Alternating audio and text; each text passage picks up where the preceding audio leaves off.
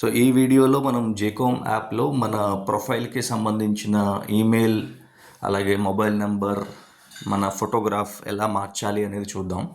So JCOM app మీరు open చేసినప్పుడు మీరు లాగిన్ అవుతారు మీ JC India membership ID and password use చేసి. సో అది లాగిన్ అయిన తర్వాత మీకు స్క్రీన్ ఇలా వస్తుంది.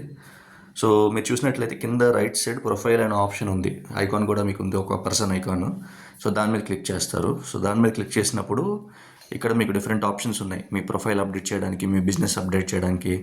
సో మై ప్రొఫైల్ మీద క్లిక్ చేస్తారు. సో మై ప్రొఫైల్ మీద క్లిక్ చేస్తే మీకు మీ ఫోటోగ్రాఫ్, మీ కంప్లీట్ నేము, మీ ఈమెయిల్ ఐడి అండ్ మీ మొబైల్ నెంబర్, ఈ 4 కనబడుతున్నాయి. అయితే ఇందులో మీరు నేమ్ ఒక్కటే మీరు మార్చలేరు, ఎందుకంటే నేమ్ అనేది డైరెక్ట్గా ఇది జేసీ ఇండియాకి సంబంధించిన వెబ్సైట్ నుంచి తీసుకుంటుంది.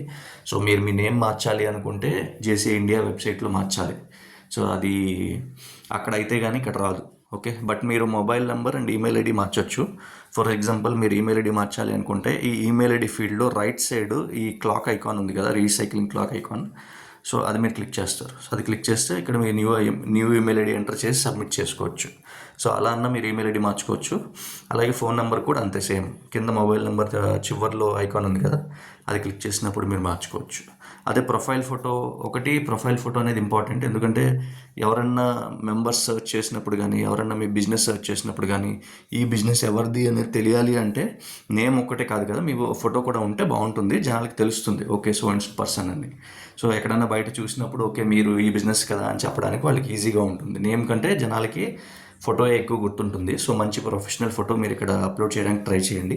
ప్రజెంట్ ప్రొఫెషనల్ ఫోటో లేకపోతే మీ దగ్గర ఏ ఫోటో ఉంటే అది అప్లోడ్ చేయండి. తర్వాత ప్రొఫెషనల్ ఫోటో వచ్చినప్పుడు మీరు మార్చండి ఫోటో, అంతేగాని ప్రొఫెషనల్ ఫోటో గురించి వెయిట్ చేసి అసలు ఫోటో అప్లోడ్ చేయకుండా ఉంచుకుంటే.